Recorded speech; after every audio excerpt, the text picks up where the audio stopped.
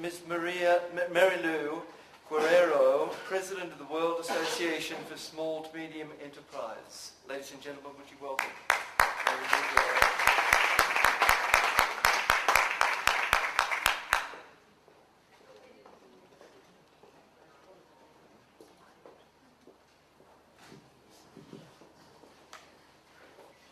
Good afternoon, everybody.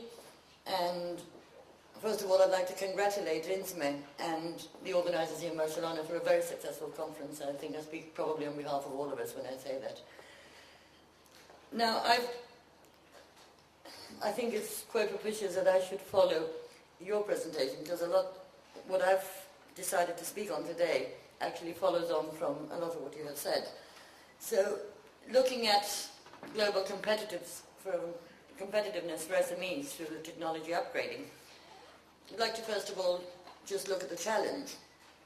And as we all know, the World Trade Organization is moving ahead and is preparing for its ministerial meeting in Hong Kong this December, but it will try once again to advance the Doha development agenda.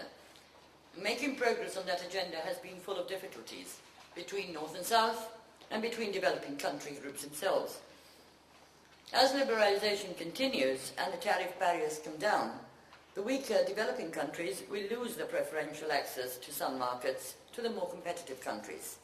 For example, following the abolition of the global system of quotas on the 1st of January, China, with low costs and relatively high productivity, is predicted to scoop up half of the global market in garments and textiles. This sector has traditionally been one of the first rungs on the ladder of industrialization. Obviously, late-coming developing countries with their SMEs will be denied this avenue. That is why they cannot further delay enacting measures to overcome supply-side constraints that will allow their SMEs to compete in other sectors.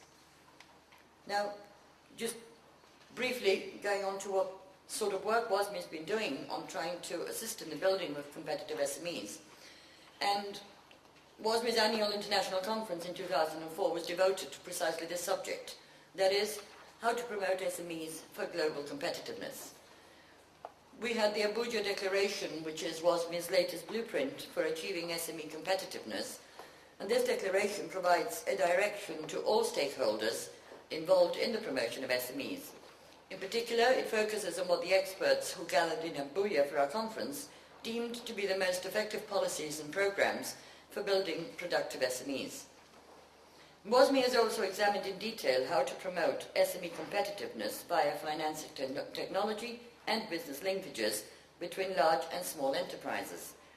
These are always popular topics among WASME members as they continue to search for best practices. Both these topics, finance and business linkages, are critical for technology upgrading, which is necessary for competitiveness in general and for meeting international product quality standards in particular. However, because we're short of time, I have decided that I will pick up one example of a success story in one of these, and I have chosen business linkages, which is why I said we follow on with you. And the best example that we as WASME have found in business linkages is definitely still Penang in Malaysia. Now, business linkages is a hot topic in development circles.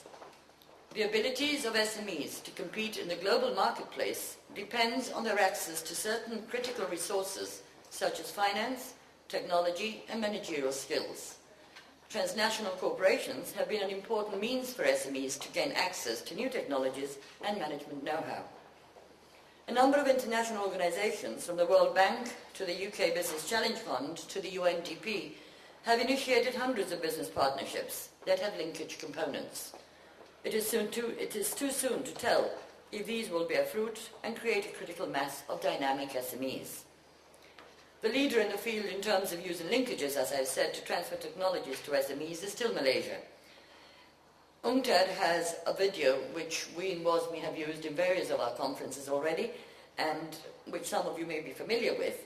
And it really is an enlightening video, and it's really worth seeing if you can see it. But a picture is worth 1,000 words, and maybe you can be of assistance if anybody is interested.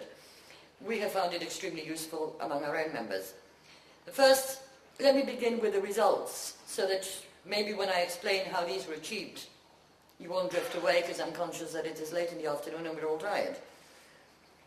The smart partnership between government, transnationals, small and medium enterprises and their support institutions have yielded impressive results in Malaysia.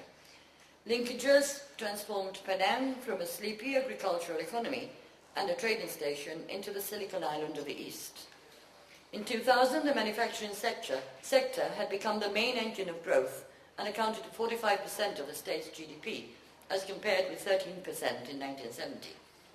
Together, the partners have created a diversified, vibrant economy with growth rates of over 8%. Between 1970 and 2002, industrial enterprises increased from 31 to 731, and the jobs from 84,000 to 150,000. During the same period, unemployment declined from a high of 16% to a low of 4%. All this has allowed Penang to reach the first millennium goal, which is to attain a decent standard of living. Now, foreign direct investment now makes a solid contribution to the local economy, in that a larger part of the FDI circulates locally due to the availability of competitive suppliers. For example, in 2000, 65% of the TNC suppliers were locals. A number of SMEs which have been through the Supply Development Program have become transnationals in their own right. One was recognized by Money Asia as the best SME in Malaysia, and another one has won numerous awards for product, vendor and supplier excellence. Both these SMEs are listed in the Kuala Lumpur Stock Exchange. They became best-in-class technology corporations through the smart approach, which I will describe in a moment. Now, Penang is one of the 13 states